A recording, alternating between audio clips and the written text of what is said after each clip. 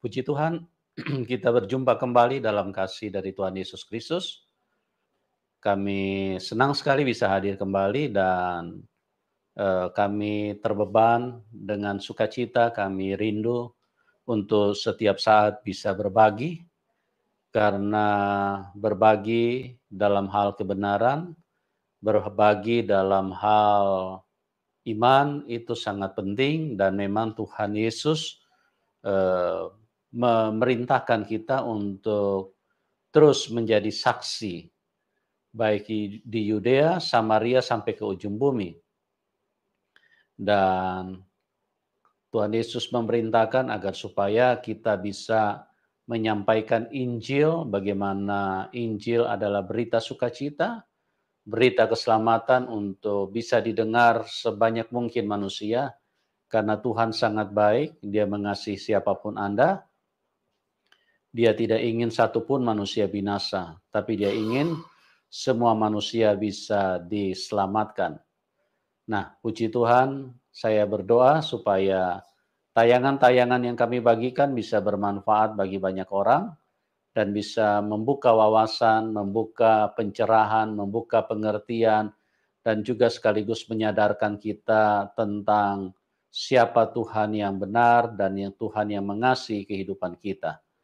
Dan pada kesempatan ini kita kembali akan mendengarkan dari narasumber bagaimana Tuhan Yesus yang menyatakan diri kepada narasumber yang tadinya adalah seorang antikris, bahkan narasumber mempunyai latar belakang yang sangat baik di dalam didikan imannya, iman yang sebelumnya.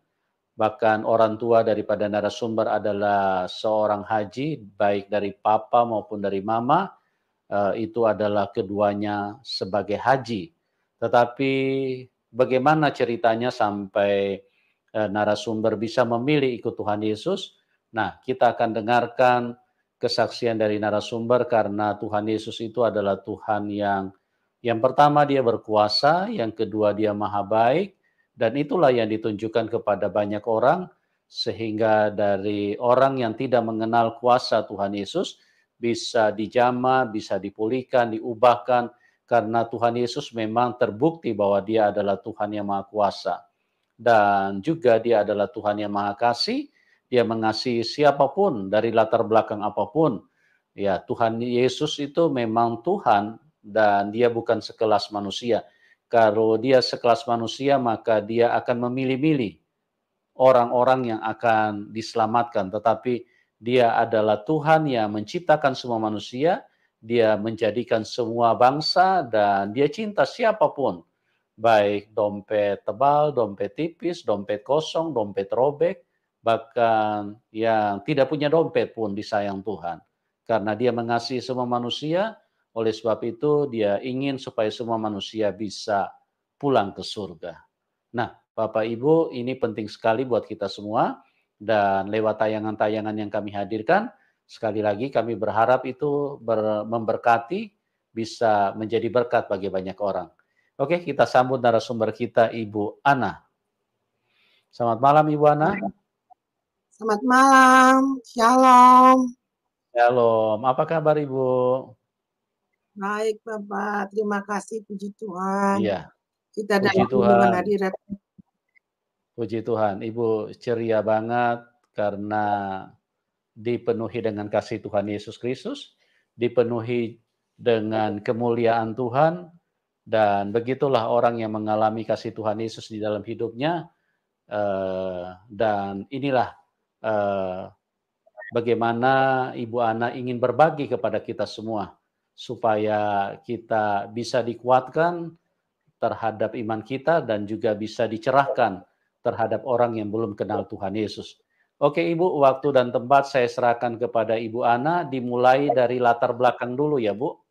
Silakan Ibu Ana. Ya, shalom. Saya latar belakang dari keluarga Muslim. Semua Muslim, haji-haji semua. Saya dari Jawa Tengah, Jepara, khususnya sangat fanatik sekali ya kalau dengan latar belakang pendidikan, Semua dari muslim, dari SD, SMP, SMA, ya, itu dari muslim. Jadi ayah saya haji, mama saya haji juga. Jadi kita tiap hari sembahyang 5 kali sehari ya. Itu di luar lagi ada sembahyang lagi namanya sholat duha, ada lagi yang sholat malam, sholat tahajud, di mana itu ya apa namanya lebih ke sekitar jam 12 ya, tengah malam kayak gitu. Jadi sekolah kita juga pakai hijab ya, pakai hijab. Dulu kan hijabnya segitiga. Tapi ayah saya tuh nggak terlalu apa ya, eh, harus pakai kayak gitu karena orang NU ya, termasuk orang NU dan kita ada kebiasaan juga sama seperti kebaktian kayak gitu, tapi untuk orang muslim pengajian ya. Pengajian juga didirikan oleh bapak saya juga kebetulan kayak gitu. Ya, jadi latar belakang saya backgroundnya kalau sekolah saya SMA ya, SMP SMA itu aja saya masih kalau dari sholat subuh selesai makan sholat duha lagi. Sholat duha lagi tuh saya masih pegang apa ya, kalau orang Jawa bilang wiridan. Wiridan tuh baca tasbih. Jadi satu tasbih itu ada seperti kalung ya. Kalungnya ada manik-maniknya itu 99 nama Tuhan. Nama yang terbaik dari Tuhan. Allah ya. Jadi kayak gitu. Jadi saya bisa baca sampai ribuan ya. Bisa duduk, ada ruangan saya khusus untuk berdoa sendiri. Meskipun saya anak nomor 2 itu ada ruangan tidur sendiri, ruang itu berdoa sendiri. Jadi apa namanya dikhususkan kebetulan karena bapak saya ya punya rumah banyak waktu itu ya, jadi sendiri-sendiri jadi begitu. Jadi latar belakang papa mama saya muslim, kalau mama saya itu muslim tapi muslim kejawen. Kalau bapak saya muslim tok-tok, tapi dia masih apa berpikiran terbuka, open minded kayak gitu, open minded kayak gitu. Jadi orang Jawa, tapi pikirannya terbuka banget tentang apa modernisasi. Dan bapak saya juga pernah ya sering bawa pulang dari luar negeri kayaknya buku-buku tentang Yesus. Saya lihat tuh waktu kecil itu bukunya, aku nggak ngerti itu Yesus nggak ngerti, karena aku lihatnya cuman gambar-gambarnya itu, magazinnya itu, gambarnya tuh Tuhan Yesus diangkat, terus ada malaikat-malaikatnya, terus ada lagi apa namanya orang berkumpul di bawahnya Yesus waktu pengangkatan kayak gitu. Jadi saya belajar di Muslim itu apa namanya belajar ngaji, belajar berkumpul, bagaimana apa namanya berorganisasi, kemudian belajar tauhid, Taurat, terus fikih, terus apa ya fikih, terus belajar sejarah Muslim juga. Jadi apa namanya memang agak berat karena itu dari bahasa Arab ya, kita harus tahu translatornya atau terjemahannya di bahasa Indonesia. Itu pun kalau ada, kalau nggak ada juga harus belajar. Jadi agak ribet juga kalau kita nih anak-anak masih muda gitu, kalau nggak terlalu hafal, nggak bisa ngerti juga. Jadi tiap hari saya kalau sholat utama itu berdoa, itu 5 waktu, tapi selesai ada namanya yang namanya namanya memakai tasbih. Tasbih itu 99 nama Tuhan. Jadi ada kata nama Tuhan yang harus dibaca mungkin 121 kali, ada yang dibaca harus 1000 kali.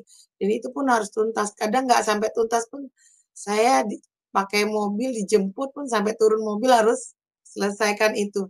Jadi memang ada kemarahan yang sangat berat ya dari apa keluarga mungkin ya karena berpaling kayak gitu, mencintai Tuhan yang lain. Karena sama aja di Kristen juga di Muslim tidak ada Allah lain selain diriku. Nah itu seperti itu. Jadi latar belakang background saya warga Muslim yang sangat taat. Jadi kakak saya ini sekarang haji, ya gitu. Adik saya masih memeluk Islam juga, kayak gitu. Jadi latar belakangnya kita nih sekolah Muslim, jadi belajarnya fikih, Alkitab, fikih, tauhid, tapi juga ada mempelajari namanya Isa, Nabi Isa itu ya Yesus itu. Mempelajari ada kitab yang terakhir yaitu kitab Injil. Ada juga itu sempat aku baca kayak gitu.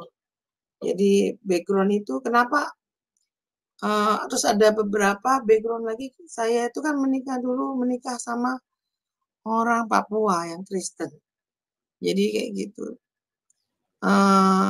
Tapi ya karena kita tuh berbeda agama, dia pergi ke gereja, saya berdoa di rumah. Jadi ibarat kayak perahu itu kakinya di sebelah sama di sebelah. Itu kejadian bertahun-tahun jadi kayak gitu. Sampai saya kembali ke Papua. Kembali ke Papua tahun 2000-an lah. Ya, tahun 2000-an itu. Kembali ke Papua.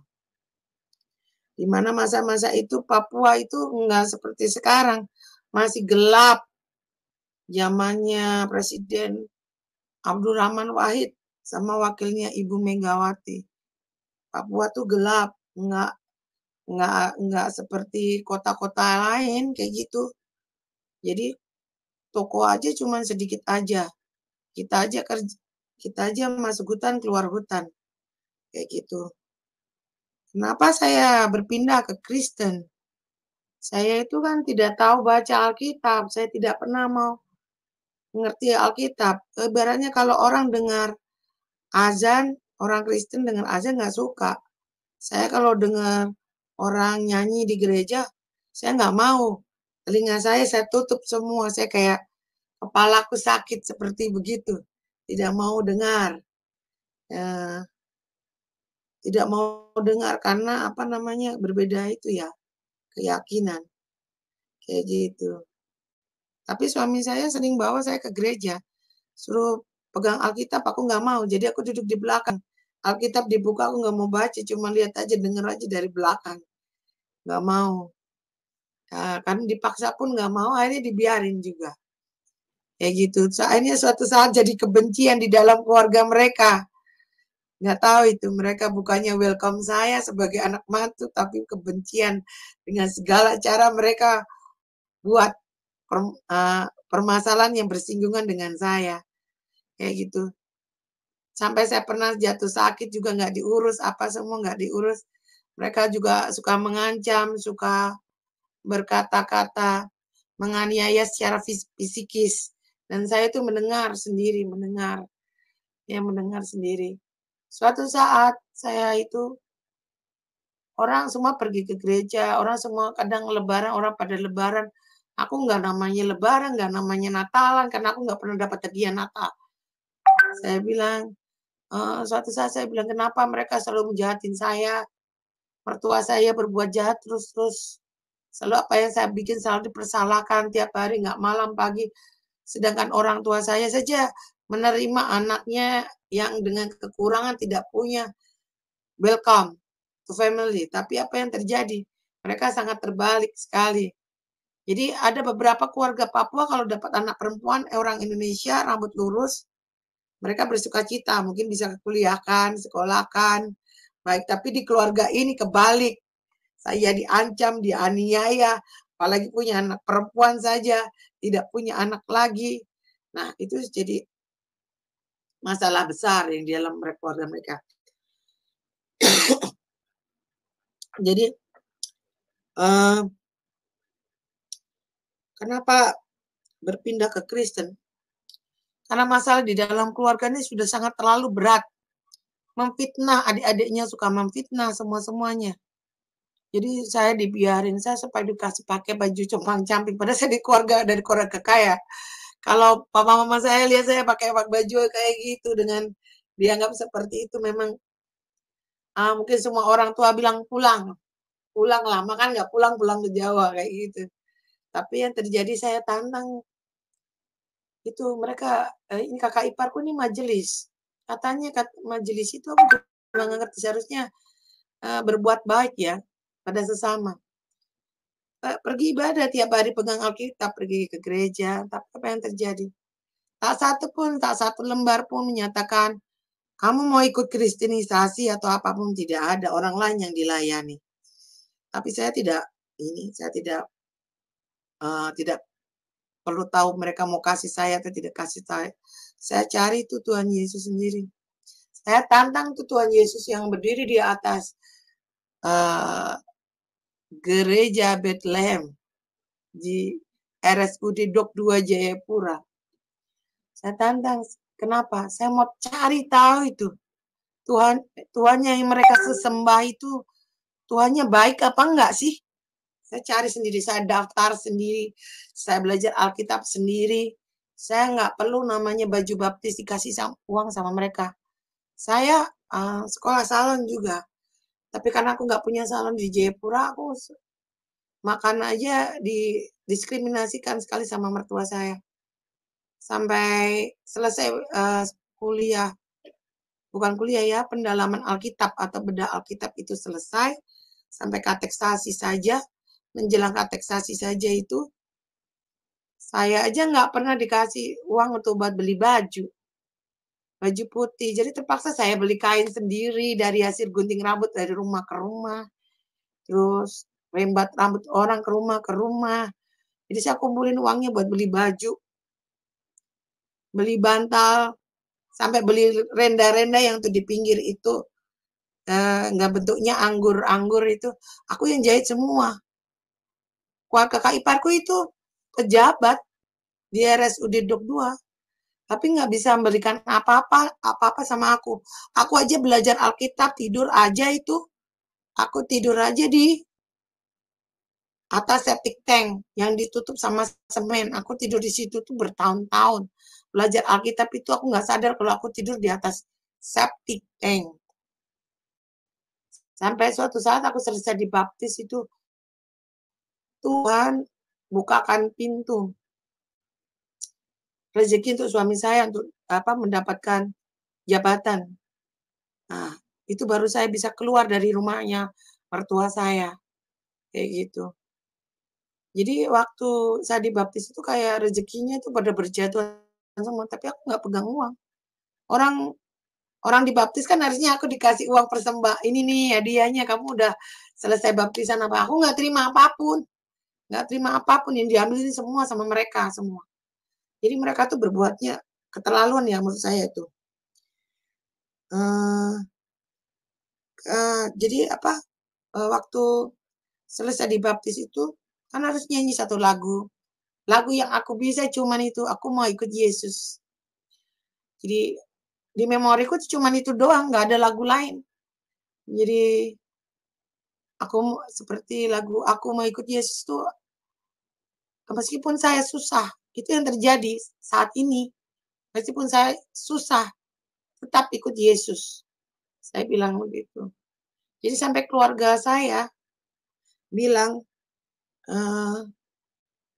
memang jadi suatu tantangan karena saya berpisah dengan suami saya itu saya tinggalkan suami saya 5 rumah, 5 mobil, saya nggak dapat apa-apa.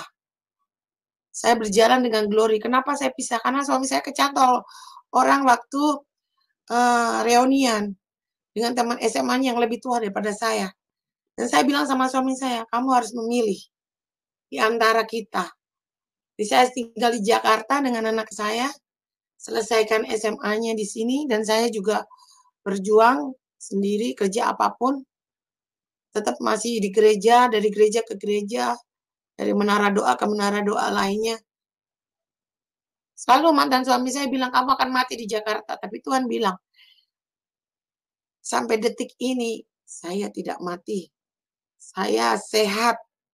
Saya bersyukur sama Tuhan, masih bisa worship sama Tuhan. Luar biasa banget itu. Bagi saya itu, harta bukan ukuran dari semuanya. Justru yang pegang harta akan kesusahan sendiri bagaimana menjaga hartanya. Jangan dijarah, jangan sampai hilang, Jadi aku berjalan di sini tanpa apapun, hanya berjalan dengan Tuhan. Tantangan keluarga saya itu di Jepara itu kan pengusaha mebel semua, haji semua. Jadi cuma bilang gini, daripada kamu susah jadi janda, udah masuk Kristen, nggak punya. Kamu kembali sudah ke Muslim, aku kasih rumah, kasih mobil. Itu karena kamu nggak berdoa di Muslim, jadi kamu begitu. Saya bilang enggak. Saya bilang masing-masing lah, agamamu, agamamu, agamaku, agamaku. Jadi saya bilang apa?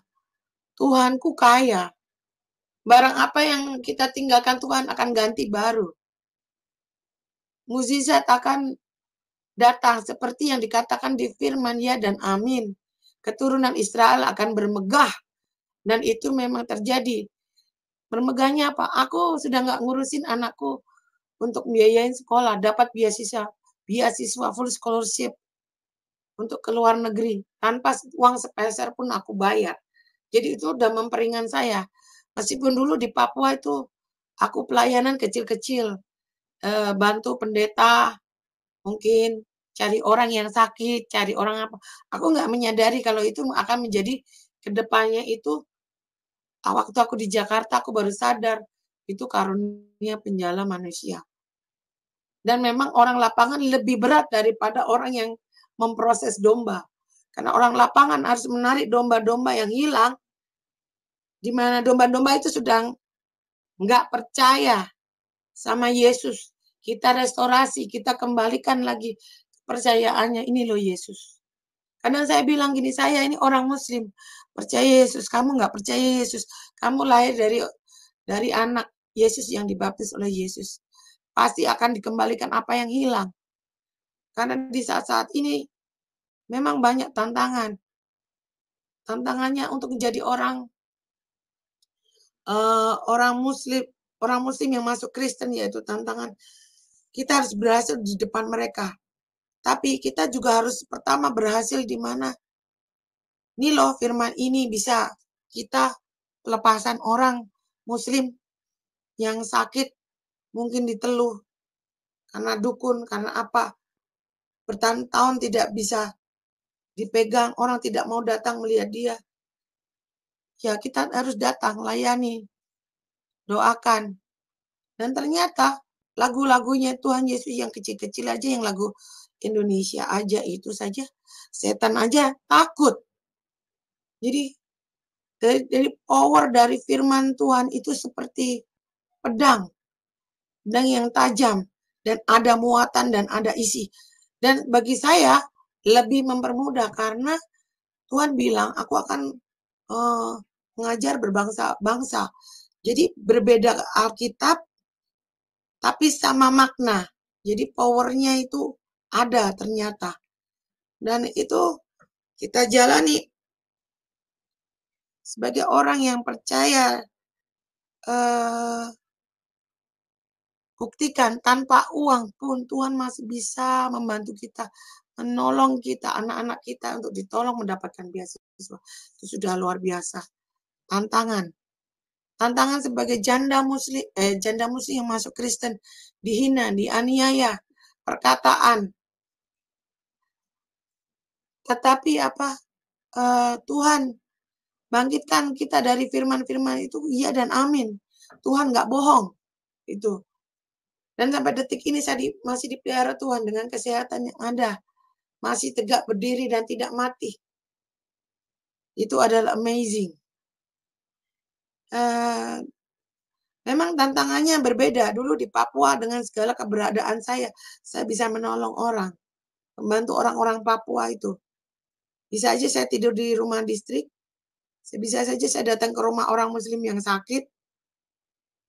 Istrinya juga nggak tahu, saya bisa datang ke rumah itu. Atau ke orang-orang yang sudah bimbang dan ragu untuk melayani Tuhan, sampai saya sudah datang di depan pintu. Seharusnya saya bukan datang ke tempat itu, jadi bisa datang ke tempat itu. Dan saya bilang, Tuhan tidak izinkan kau pergi dari tempat ini karena kamu akan dipakai Tuhan untuk melayani jemaat ini. Dan itu memang betul adanya, saya punya omongan itu. Jadi restorasi orang yang hilang kepercayaan, kepancing oleh iblis itu semua dikembalikan kepada tracknya yang ada yang Tuhan mau. Jadi kalau di Jakarta ini banyak kita layani anak-anak Afrika yang tidak punya makanan, minuman. mereka ketakutan, itu saya bantu dengan uang sendiri. Jadi saya pelayanan itu tidak pakai uang gereja, uang pribadi. Uang kecil-kecil saya yang saya dapat mungkin dari sulam alis, dari mungkin keuntungan bisnis makanan kecil-kecil atau apapun itu. Ada uang saya berikan kepada mereka dengan tulus ikhlas. Jadi mereka selalu bilang, kamu orang baik. Tidak, saya itu hanya media yang dipakai Tuhan untuk merestorasi mereka, untuk kembali ke jalan Tuhan, di mana mereka yang hilang, itu tempat yang mereka sembunyi pun saya bisa mencari mereka. Tempat yang ditahan dengan banyak security pun Tuhan bisa terobos. Kadang teman-temanku tidak tahu aku punya pelayanan seperti itu. Tapi Tuhan pernah janji waktu di Papua, nanti akan ada pelayanan internasional. Tapi kita di dalam mobil itu tidak ada namanya yang bisa ngomong bahasa Inggris. Jadi waktu pertama saya datang ke Jakarta itu, saya tidak tahu cara nge-grab, saya tidak tahu cara mempunyai handphone Android, tidak tahu. Sampai suatu saat evangelis itu ada bilang, datanglah ke Moi, Tuhan yang suruh. Pak, saya tidak tahu nge-grab. Gimana caranya? Nanti suruh orang bantu orderin Grab, suruh datang ke Moi.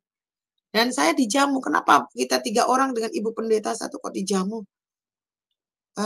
Evangelis bilang, Tuhan Yesus yang suruh menjamu.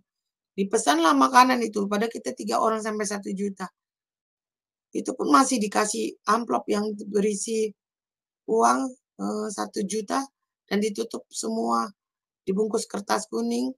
Dan evangelis bilang, ini bukan uang saya, ini dari Yesus memberkati kamu. Saya dulu pelayanan kecil-kecilku di Papua itu pakai uangku sendiri, uang salon. Itu saya kumpulkan tiap minggu, saya bisa memberkati janda-janda. Meskipun dari orang Katolik pun nggak masalah. Orang Muslim pun juga nggak masalah. Bagi saya, no problem. Di mana pelayanan kecil-kecilku tuh setia. Jadi memberikan makanan-makanan. Kalau di hari Rabu atau Selasa kita tutup salam hanya untuk pelayanan. Jadi kita pesan dari orang Muslim, orang Kristen, makanan kita buka salam ditutup hanya untuk pelayanan. Kayak gitu. Jadi kita berdoa di situ. Dan salon saya tidak ada namanya gambar orang potong rambut. Nggak ada. Yang ada hanya gambarnya Tuhan Yesus sampai orang bingung. Kalau mau masuk ke rumah saya, mau curi apa? Silakan mau lihat. Yang ada gambarnya Yesus. Jadi salon saya enggak ada pelang, tapi lumayan laris. Dan saya bisa menopang orang, membantu orang kesusahan. Dan saya masih bisa pelihara anak-anak muslim itu di rumah saya. Bisa memberkati lah. Jadi kalau sekarang aku di Jakarta, memang pure saya pelayanan, nggak pakai embel-embel apa, hanya diri saya saja dan Tuhan. Kayak gitu. Saya belum pernah mengajak teman untuk join di dalam pelayananku karena takutnya tidak cocok dengan pelayananku karena ada beberapa pelayananku yang untuk anak-anak Afrika yang hilang, yang nggak ada uang, udah kehabisan uang dan lapar. Itu pun kita harus memberikan sesegera mungkin. Jadi tantangan di sini aku tidak ada pakai motorku hilang, jadi dihilangkan orang. Jadi aku kalau ada uang ya aku suruhan tukang gojek, tukang gojek aku berkati lagi, kayak gitu. Sampai uangku habis di ATM ya udah, kayak gitu. Jadi aku berserah diri sama Tuhan. Detik ini masih diberi anugerah hidup, kepercayaan sama Tuhan untuk melakukan pelayanan-pelayanan kecil-kecilku. Mungkin sekarang ini banyak aku temui orang-orang pemulung kayak gitu. Banyak orang Muslim yang masuk Kristen yang perlu dikuatkan karena ketakutan ya. Karena mungkin lihat orang-orang Kristen udah pada kaya, orang-orang yang udah mampu semua, sedang dia sendiri masih perlu bimbingan dan itu tidak menurut saya tidak terdukung oleh pimpinan. Nah, pimpinan atau leadernya dari grupnya itu. Kalau misalnya itu atau membiarkannya. Itu kadang kita harus merangkul mereka. Kemudian anak-anak yang depresi, bipolar, yang meninggal karena mamanya meninggal dan merasa mempersalahkan kenapa mama meninggal sampai nggak keluar rumah, mungkin dalam setahun kali. Nah itu kita dekatin, kita konseling, ternyata banyak benturan. Sebenarnya anaknya baik, jadi bisa direstorasi kembali kepada Tuhan. Meskipun gimana dia cocoknya gereja mana, kita akan antar. Begitu. Kemudian mukjizat yang saya alami. Dalam pendalaman Alkitab waktu di Papua saya nggak melihat apa-apa. Saya melihat pendeta-pendeta yang berkarunia itu di Papua memang luar biasa ya. Pelayanannya 100% untuk domba-dombanya. Itu kalau hujan pun dalam pelayanan. Sampai aku lihat Alkitab dilempar hujan berhenti. Aku disuruh naik mimbar. Aku nggak tahu caranya naik mimbar karena aku orang Muslim yang masuk Kristen. Aku kan juga ketakutan. Nah, gimana nanti aku khotbahin kamu secara Muslim karena kita juga dididik berpidato secara Muslim. Nah, itu. Nah, di Kristen enggak. Jadi aku juga rasa ketakutan. Tapi hamba-hamba Tuhan banyak menguatkan. Tidak, Tuhan cari kamu untuk apa? Nanti saya salah berkhotbah. Enggak. Tuhan cari kamu, anjing. Tuhan cari kamu ini yang ada maksudnya sekarang ini. Jadi kita dipakai Tuhan untuk berdoa. Berdoa. Saya tidak berdoa, Tuhan akan aku suruh orang nanti syarat lagi untuk duduk berdoa. Pagi, malam berdoa. Jadi kayak gitu. Walaupun sakit, duduk berdoa. Jadi kayak gitu. Seperti Tuhan sudah duduk berdoa. Sampai ada orang, aku nggak kenal bisa tahu juga. Tolong doain saya. Saya bisa apa? Saya bilang, ada yang tanya juga kayak gitu. Tapi ya nggak apa-apa, kita coba berdoa. Dan ada juga yang bilang ini, saya pusing. Saya minta didoain. Sabar dulu ya, saya berdoa dulu, nyanyi dulu, penyembahan dulu. Ternyata dia kerasukan. Dan puji Tuhan, di dalam kerasukannya orang Bali itu di sebelah saya. Yang terjadi, saya sudah bingung, ini gimana Tuhan? Nggak ada senior saya. Gimana caranya untuk menghentikan orang ini?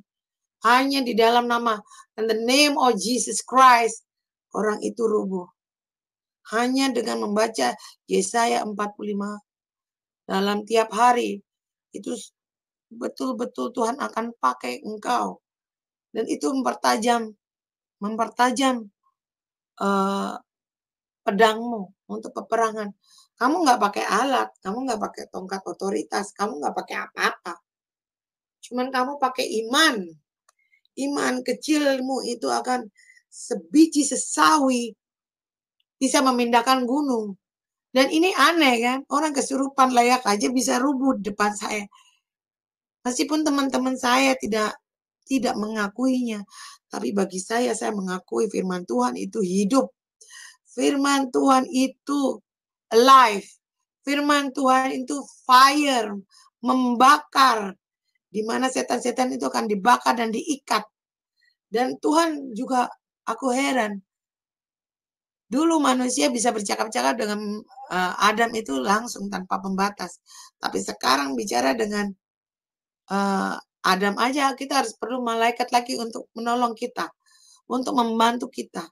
Jadi Tuhan itu sungguh luar biasa. Jadi aku percaya pohon kehidupan yang dikelilingnya ada lidah api. Itu seperti pedang yang menyala-nyala, itu adalah firman. Jadi apabila kita baca firman tiap hari yang kita nggak ngerti. Saya 45. Tiap hari pertama saya nggak ngerti maksudnya apa. Kedua nggak ngerti. Aku baca terus. Sampai 45 hari. Dan penyembahan yang sangat sungguh-sungguh sama Tuhan itu dihargai Tuhan. Luar biasa. Tuhan akan pakai engkau. Siapapun engkau. Meskipun kau sudah tidak ada artinya, bukan pejabat VIP di Papua, bukan apapun, tidak bawa harta, tidak bawa apapun, tidak bawa Alkitab, tapi firman itu hidup di dalam diri kita. Itu yang menjadikan nama. Itu mukjizat yang saya alami. Jadi hampir sekarang tiap hari yang terjadi, ya ada aja orang datang dengan masalah, atau saya yang datang ke mereka. Tapi masalah mereka kita selesaikan dan selesai. Kadang saya juga kecewa, ada orang hamba Tuhan tidak selesaikan masalahnya, ditinggal ke aku tolong kamu, tapi aku tolong kamu ke orang muslim, habis itu ditinggal. Apakah itu menyelesaikan masalah? Tidak. Kita harus menolong orang, dombanya itu jangan sampai kejebur lagi. Tolonglah dia pelan-pelan sampai 100%. Meskipun uangmu habis, meskipun bahan makananmu habis, meskipun apapun motormu hilang, mobilmu hilang, hartamu hilang, pelayanan kepada domba itu luar biasa. Kita dihargai Tuhan. Karena aku percaya Tuhan bilang apa? Tuhan lebih dulu melayani kita. Jadi kita harus melayani orang lain juga.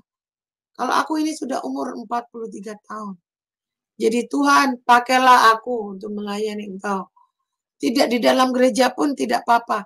Di luar pun tidak apa-apa.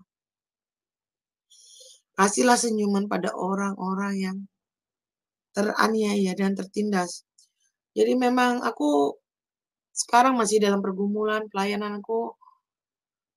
Memang butuh sekali bantuan untuk mobilitas, pelayanan. Karena kebanyakan orang yang ketemu sama aku tuh orang lapar, orang nggak punya uang. Bukan berarti nggak punya uang, mereka maunya bentuknya makanan. Kayak gitu. Jadi makanan itu versinya beda-beda. Kalau versi Indonesia ya mungkin makanan Indonesia. Yang versi Afrika ya kita belikan makanan yang sesuai mereka punya makanan. Meskipun mahal, tapi Tuhan provide. Tuhan bisa fasilitasi. Teman saya aja sampai geleng-geleng. Saya bilang, tolong belikan ini. Gojek pun saya bilang, saya kasih uang kamu lebih. Tolong kirimkan ke sana. Apa yang tidak mungkin bagi Tuhan? Saya ini pelayanan di Papua, hutan ke hutan. Orang muslim banyak. Aku tidur, tahu-tahu Tuhan bisa suruh datang aku ke rumah ibu satu yang tidak punya uang, anaknya tabrakan. Bisa memberikan apa yang dia mau. Janda-janda yang bukan aku seiman pun saya, kalau memang saya perlu bantu dan aku lihat di rumahnya memerlukan. Karena aku lihat banyak janda-janda. Siapa sih yang mau jadi janda? Nggak ada di dunia ini. Tapi aku layani janda-janda itu pada nggak punya. Saya kalau puasa, kesaksian saya kalau puasa nggak ada makanannya, minuman, saya kencang loh. Saya kasihan juga. Kalau orang muslim itu buka puasa, sahur, kayak gitu. Tapi ini kok nggak ada apa-apa. Saya lihat begini rumahnya. Nggak ada makanan, rice cookernya nunggu anaknya selesai. Jadi apa yang mereka perlukan aku lengkapi. Mau kompor, mau televisi. Butuh handphone untuk pelayanan. Uangku semua aku kasih untuk dia. Nggak apa-apa. Nggak penting aku istri pejabat beli barang-barang branded. Buat apa? Lebih aku kasih pakai untuk orang-orang yang membutuhkan. Janda-janda yang tidak punya uang untuk modal usaha nasi kuning di Papua. Datang pinjam uang, saya bilang, aduh kasihan sekali. Janda gak punya uang, mau usaha, menghidupin anaknya gimana. Sudah suaminya meninggal.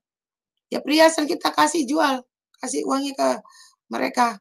Supaya mereka bisa hidup dan jangan jadikan beban untuk hidup mereka. Seperti itu. Jadi kalau aku saat ini, aku berterima kasih sama Tuhan, anakku udah dikasih beasiswa. Ya sisa hidupku ini hanya mengabdi untuk melayani anak-anak anak-anak yang tersesat, direstorasi kembali.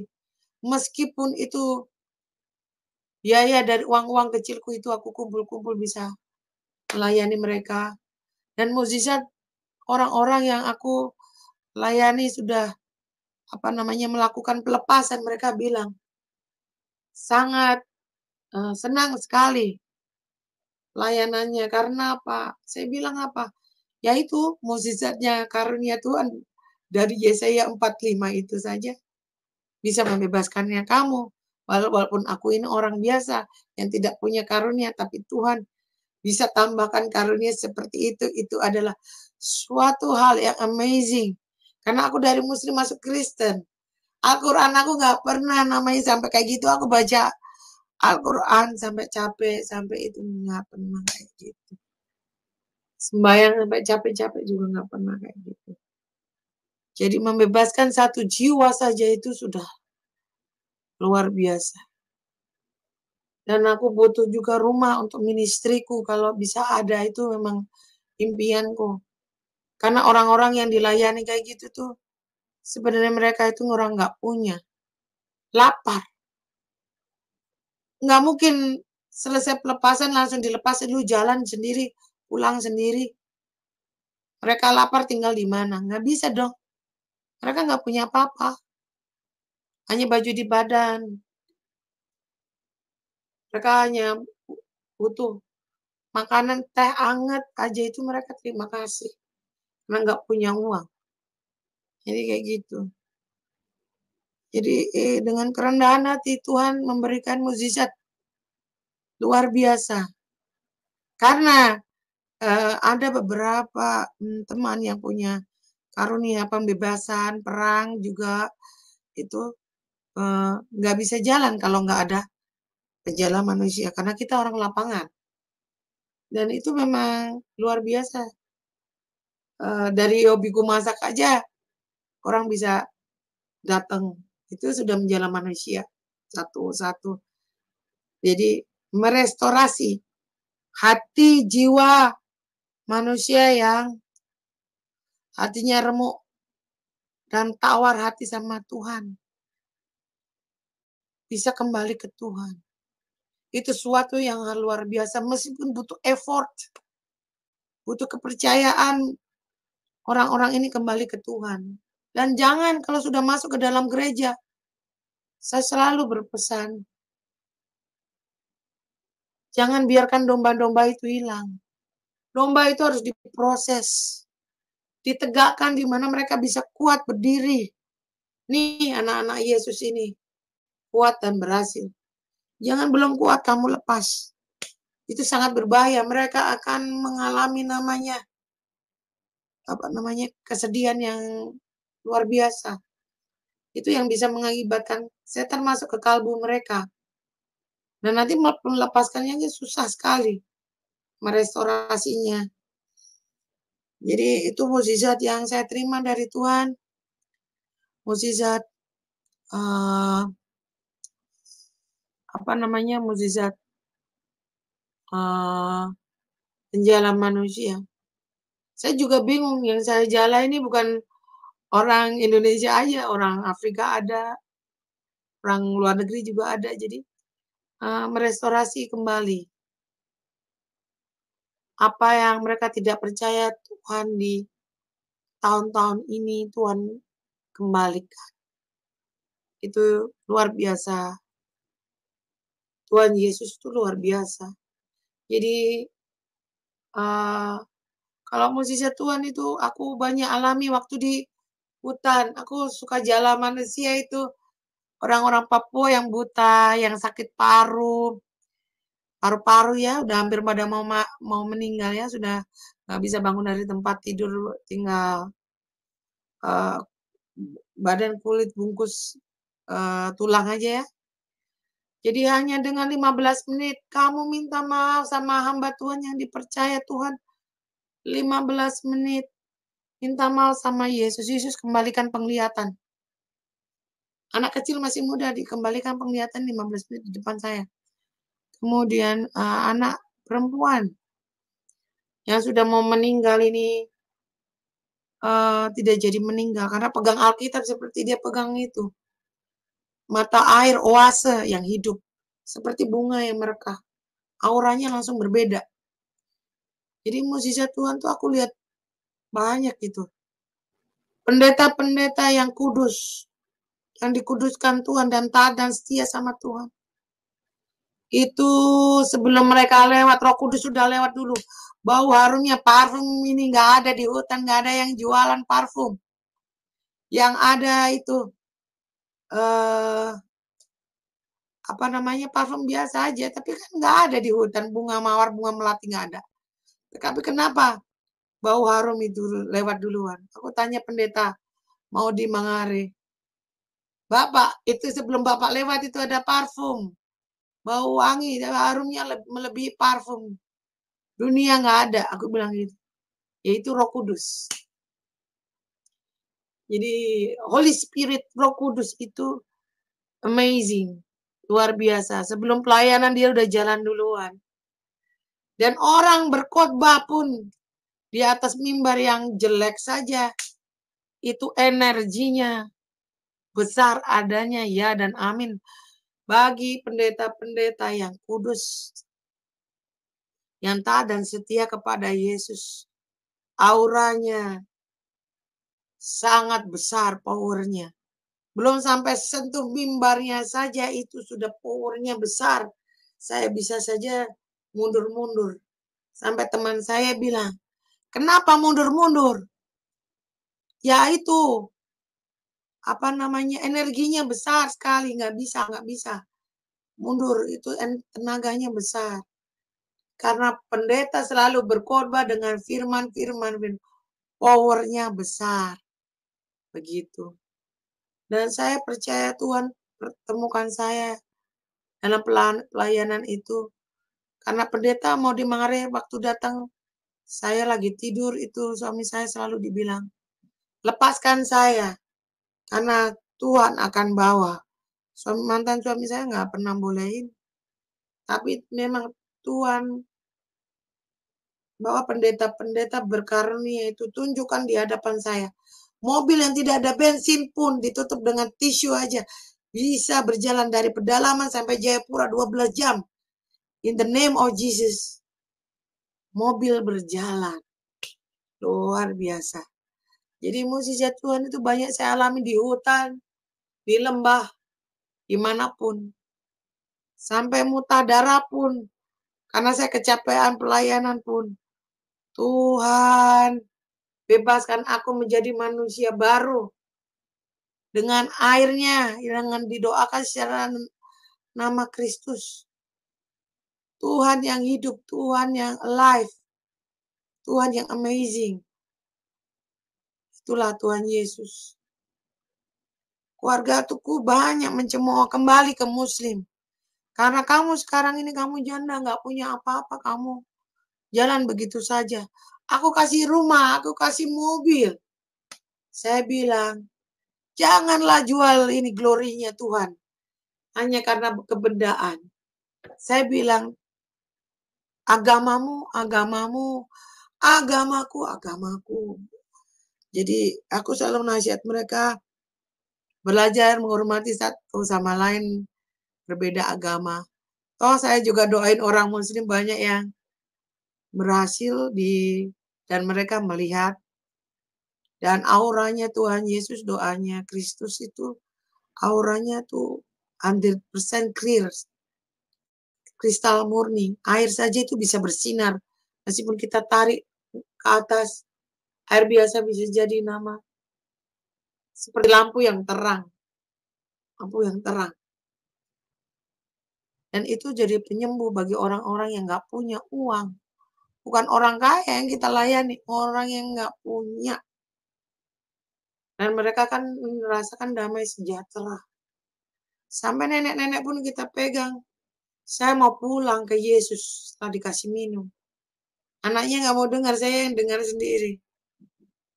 Jadi itu mukjizat Tuhan yang saya alami, yaitu penjara manusia. Dan saya berdoa, mampukan saya menolong mereka, melepaskan mereka dari belenggu setan, belenggu iblis yang menahan mereka, yang mengikat mereka, dilepaskan dengan firman Tuhan.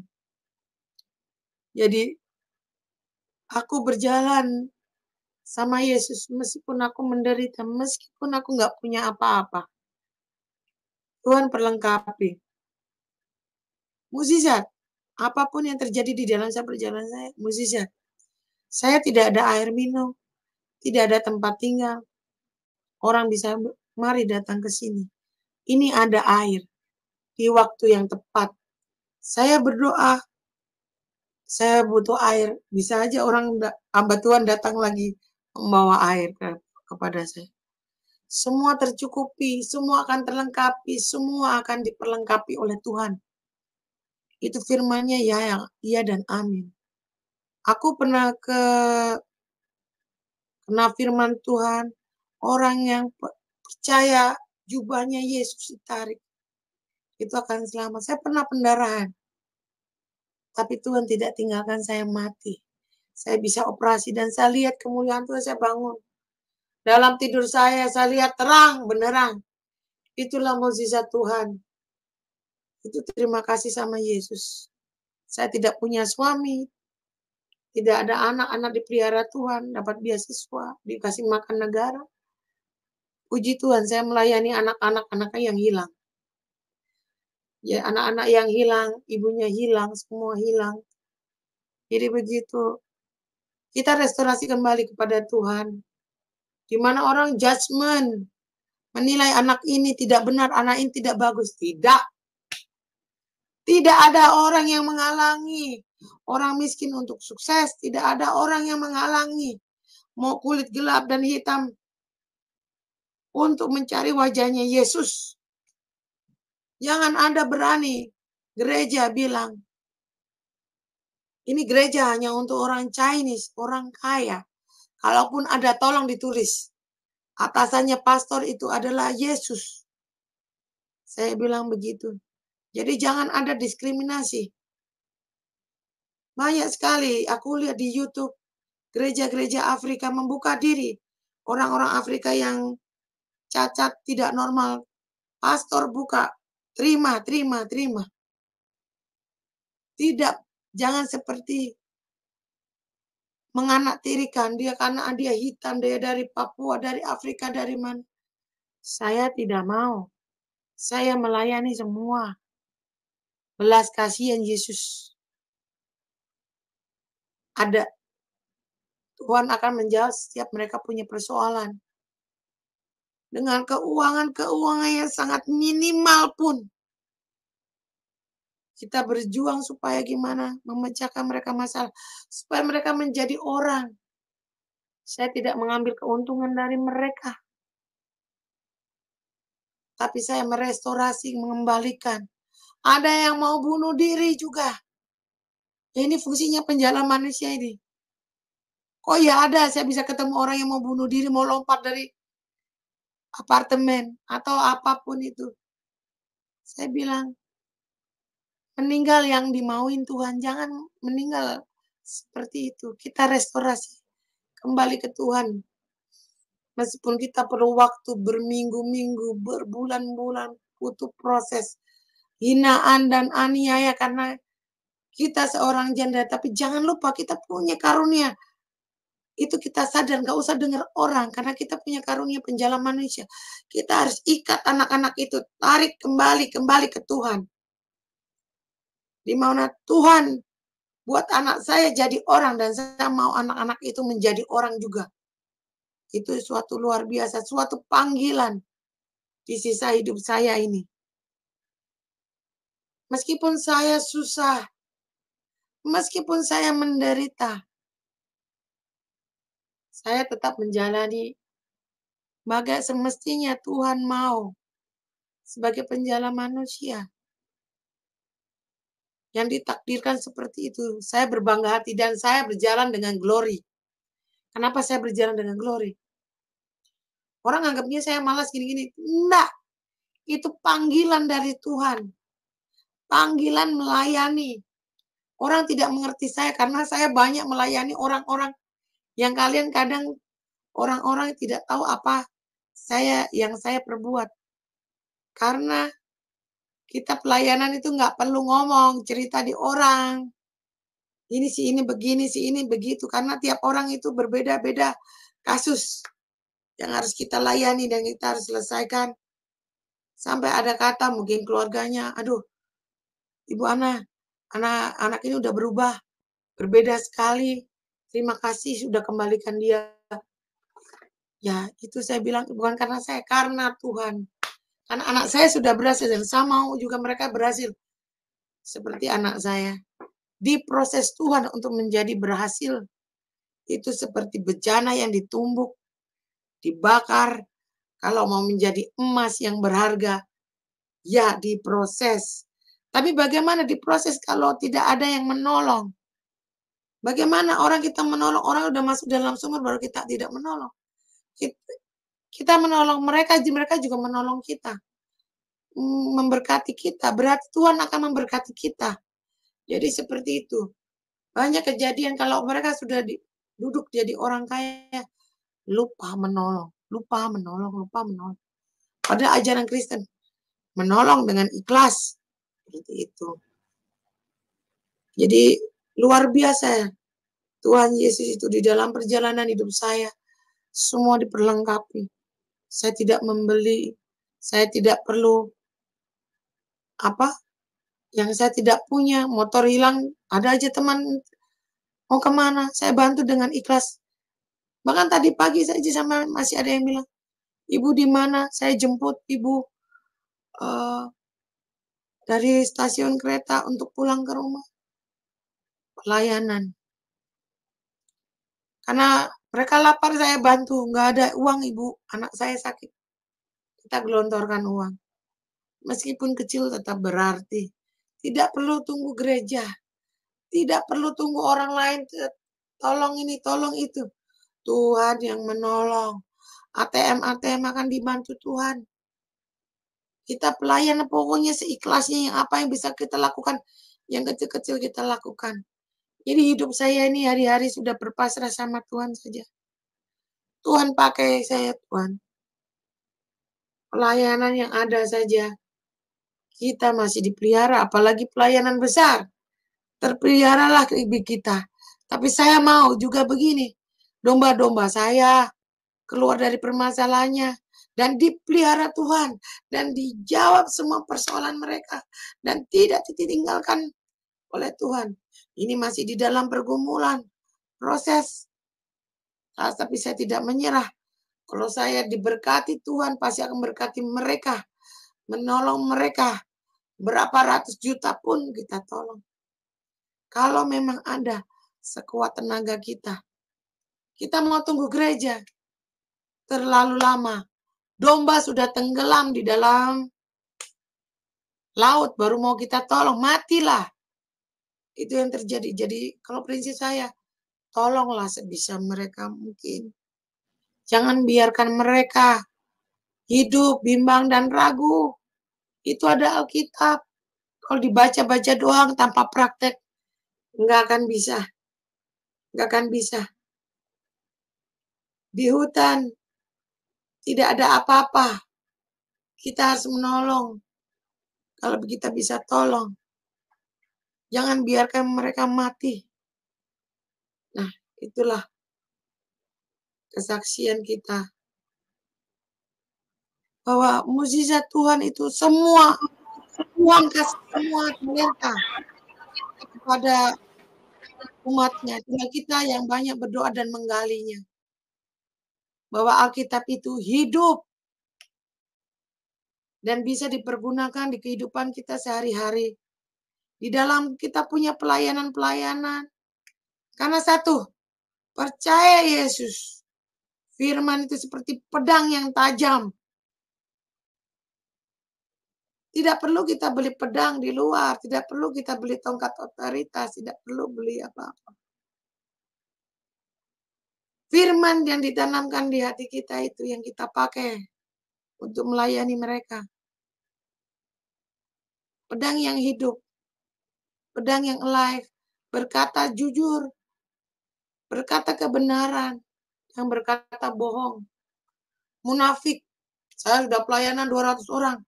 Tapi yang terjadi, tidak ada. Jadi jangan katanya biarlah Tuhan yang menilai. Mereka yang merasa nggak perlu dicatat. Siapa pelayanan, siapa nggak perlu dicatat. Tuhan udah catat. Nggak perlu. Orang kalau aku lihat orang, aku sudah menabur sekian. Tapi saya bilang begini, Aku menabur orang nggak pernah hitung-hitung, aku udah lupa berapa. Sampai aku jatuh miskin juga nggak apa-apa, aku bilang kayak gitu. Kan harta nggak dibawa mati. Itu papa saya selalu bilang, harta tidak dibawa mati. Kayak gitu. Nggak bakal dibawa masuk ke liang lahat, dibawa ke surga, tidak ada. Harta habis ya, kalau memang mereka mau ambil, ambil aja.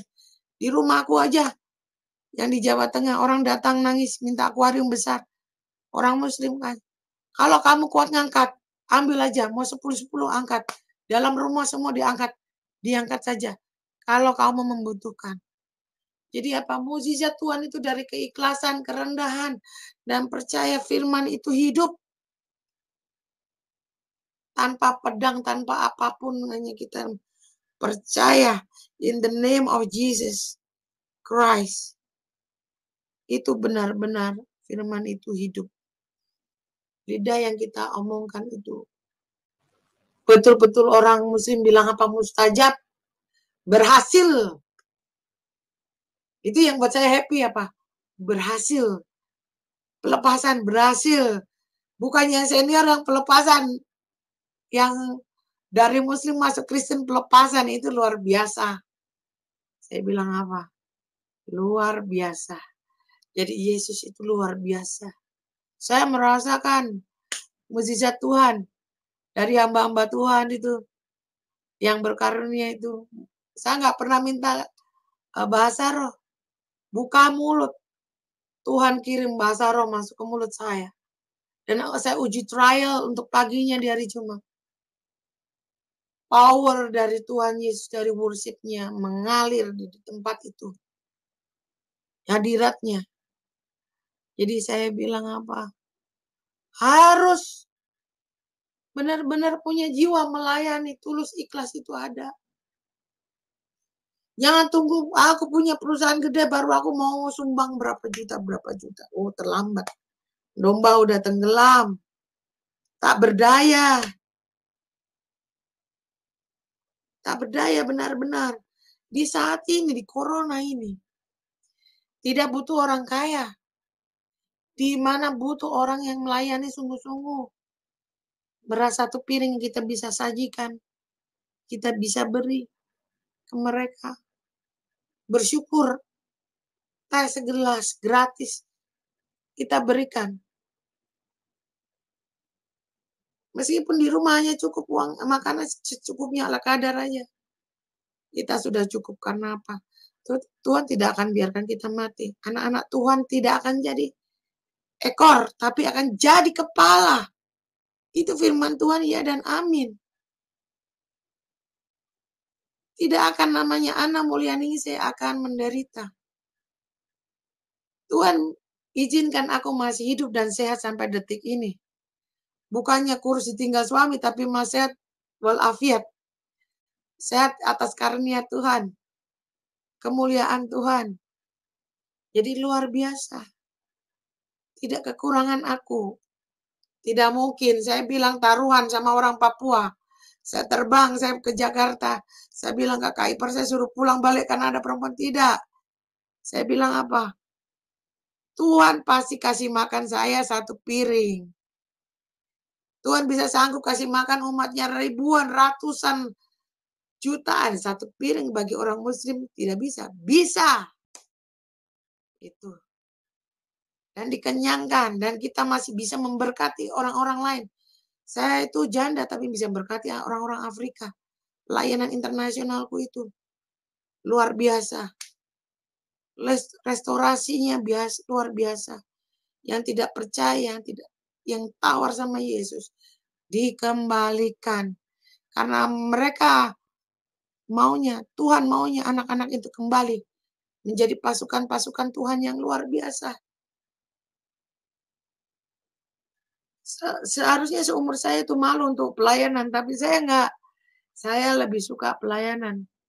Saya suka menyapa orang. Banyak sekali, jadi saya ketemu tuh banyak orang yang berbeda-beda suku, bangsa, dan etnik. Tapi itu memang Tuhan bilang ada berbangsa-bangsa. Jadi berbangsa-bangsa ya kita harus belajar menerima.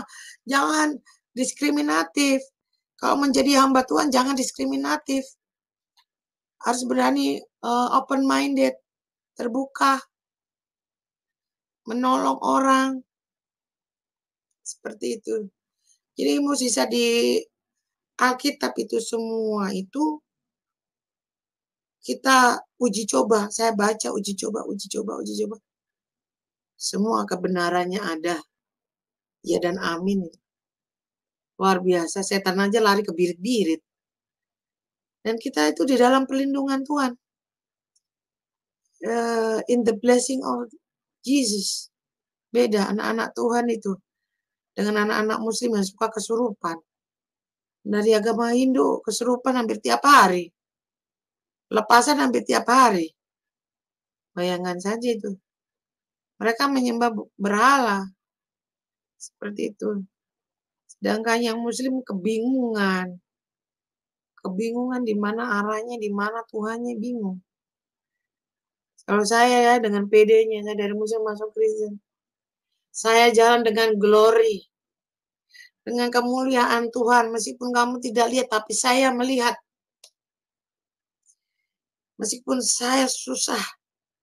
Saya dipelihara dari ujung atas sampai ujung rambut. Tidak kesurupan. Yang dilayani kesurupan ulang-ulang. Setannya 100 turun 50 turun 20 masuk lagi keluar masuk. Kenapa? Yang dilayani nggak mau udah tahu Alkitab nggak mau baca Alkitab, malas. Jadi nggak berjalan. Jadi kita harus penguatan ke mereka. Mungkin ada donatur-donatur yang mau membelikan Alkitab Inggris dalam bahasa Inggris itu banyak kita berikan ke teman-teman. Kita beli di online kadang, berikan ke mereka. Mungkin Alkitab teman-teman yang lain nggak punya, yang dari muslim itu ada banyak. Jadi kita ini bersaksi seperti taruhan. Saya orang muslim bisa hidup sampai sekarang itu kasih karunia Tuhan. Dan berbangga hati itu karena Tuhan. Kayak gitu. Orang bingung juga akan saya hidup sampai sekarang. Tapi saya kan jalan dengan Tuhan. Jadi luar biasa. Orang bilang harus kurus badannya. Wah, kalau kurus badannya nanti dikira masuk Kristen ini tidak makmur. Lah, itulah luar biasanya Tuhan. Tanpa harta pun, tanpa apapun. Tuhan pelihara kita. Saya selalu tekankan ke anak-anak itu. Aku selalu telepon ke mereka, teman-teman pelayanan yang domba-domba yang terhilang, tersesat. Di kota besar ini, Bapak Ibu kalau mau tahu, saya itu dikasih masuk Tuhan untuk kayak mencari mereka, intuisi mencari ini, anak-anak yang terhilang dari yang Indonesia, yang dari luar negeri. Banyak. Karena kemampuan bahasa Inggrisku dikasih sama Tuhan waktu pertama masuk sini. Welcome to Jakarta. Jadi saya tuh pelayanan kayak gitu seperti itu waktu di Papua. Waktu saya jadi istrinya kepala distrik. Jadi banyak yang datang ke saya itu orang semua berkeluh kesah. Kesusahan mereka, apanya mereka. Mau bayar sekolah nggak bisa, apa yang nggak bisa. Jadi saya selalu tuh kadang nolong pakai uang pribadi saya, nggak bilang suami saya. Seperti itu. Akhirnya ya itu kebiasaan. Jadi apa itu, suka nolong. Tapi emang dari muslim, bapak mamaku juga suka menolong ya. Suka menolong, jadi selalu bilang harus baik. Harus suka menolong. Jadi kayak gitu, saya nggak mau pusing harta. Harta itu kan titipan ya dari Tuhan. Seperti itu. Jadi itulah kemuliaan Tuhan. Jadi kalau saya lagi berdoa itu sekitar jam 3-4 harusnya saya tidur nyenyak. Jadi bisa saya bangun sendiri. Bisa kalau dekat tempat ibadahnya bisa aja saya naik motor atau apa saya langsung ibadah di situ, bayangkan. Seperti magnet, seperti kecanduan. Menyembah tata Tuhan di pagi hari itu seperti magnet. Yang tidak bisa stop. Mencintai Tuhan. Itu luar biasa. Sekarang teknologi banyak, handphone. handphone, handphone yang pakai aplikasi, apa namanya, aplikasi Alkitab dibuka. Jadi aku kadang, ini harusnya firmannya gini deh, dibaca ya tiap hari. Ini buat kamu apa sih ininya? Ya ini. Padahal aku tuh dari Muslim, lo tau nggak? Tapi aku kayak ada yang, oh ya ini harus di sini kayak gitu. Jadi itulah Tuhan terlalu baik sama saya sampai detik ini. Saya apa namanya bersyukur sama Yesus bisa dikasih kehidupan yang apa luar biasa perjalanannya. Ini pelayanan tidak berhenti di sini, mungkin sampai titik akhir saya menghembuskan napas terakhir baru pelayanan habis. Saya bermimpi ingin punya ministry supaya saya sekolah lagi pendeta teologi ya, karena saya harus mendalami lagi. Jadi doakan saya apa yang saya perlukan untuk melayani mereka lebih cepat. Saya butuhkan mungkin motor atau mobil atau rumah, apapun itu akan dikelola untuk pelayanan, untuk menolong mereka yang terlantar. Karena saya banyak ketemu mereka yang terlantar, nggak punya makanan, nggak punya apa-apa, telepon, tolong bantu saya. Tuh, tolong bantu saya. Apakah kita menolak? Apakah kita tutup pintu? Apakah itu gereja ditulisannya gerejanya orang tertentu? Tidak boleh. Itu gerejanya Yesus. Saya selalu ngomong itu gerejanya Yesus. Jadi boleh masuklah. Jadi pelayanan saya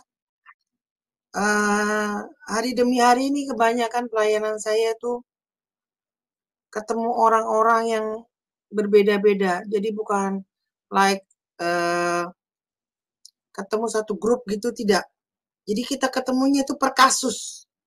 Jadi anak-anak itu lahirnya dari Muslim, ada juga yang dari Kristen. Jadi kita ketemu masalah anak-anak itu dari per kasus atau perorangan, di mana satu masalah dombanya satu diberikan Tuhan, ini harus diselesaikan.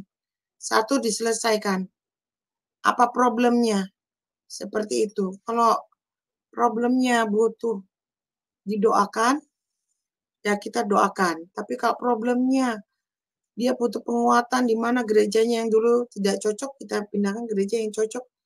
Kita kan harus pengenalan. Itu nggak mudah, harus belajar bangunkan mereka pagi. Mungkin pergi, ajak mereka ke sana. Meskipun nggak ada makanan, gimana kita selalu, oh ya ini ada makanan untuk mereka. Jadi dia merasa, oh ya aku tuh diorangkan. Seperti itu. Jadi saya memang bercita-cita ingin punya ministry. Jadi ministry itu tempat doa juga, di mana tempat mereka shelter, seperti home shelter. Di mana menaungi anak-anak itu. Nggak tahu juga anak-anak itu kadang kalau ketemu saya merasa nyaman ya. Malah rasa nyaman di mana? Kalau sudah merasa nyaman, oke, kembali baik. Kita mungkin mau ketemu sama orang tuanya, kita antar ketemu orang tuanya. Kita kembalikan lagi ke orang tua. Kalau ada yang punya orang tua. Tapi kalau mereka sebatang kara di Jakarta ini, ya kita menolong dengan penguatan, penghiburan, di mana mereka akan pasti mendapatkan mungkin tempat kerja yang baik, kayak gitu. Jadi kalau saya itu bekerja, ladang bekerja itu kebanyakan sekarang banyak seperti konselor mereka, menolong mereka, memecahkan satu masalah demi masalah yang seperti benang rumit bundet yang terlingkar-lingkar, yang tidak terselesaikan kita selesaikan. Mungkin orang sebulan bisa kerja dapat 6 juta, 5 juta. Kita nggak dapat apa-apa. Karena apa?